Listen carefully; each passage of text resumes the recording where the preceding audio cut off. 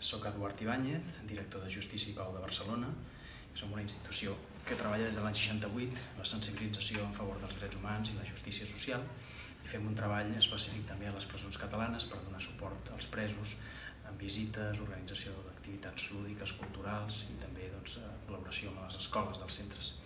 I la meva xerrada ha volgut defensar la idea que la reinserció continua sent una fita que hem de continuar treballant, que és una obligació legal, però sobretot és un deure moral, treballar en favor de la reinserció dels presos perquè, per moltes raons, la immensa majoria de persones empresonades són persones que procedeixen de l'exclusió social i, per tant, vol dir que en bona part el delicte és fruit de la seva situació d'exclusió social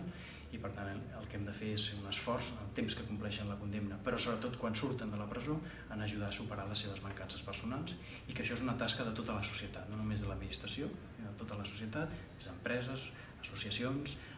mitjans de comunicació, etc. I que ara, per aconseguir això, una de les grans necessitats és adorar la política penal actual, que el que fa és incrementar contínuament, any a any, el nombre de persones empresonades,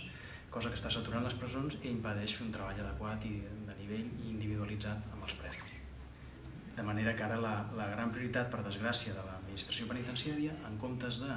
fer un treball de qualitat a la reinserció, és construir noves presons i els recursos dedicats a la reinserció estan minvant i això és un problema greu ara i pot ser encara més a llarg termini.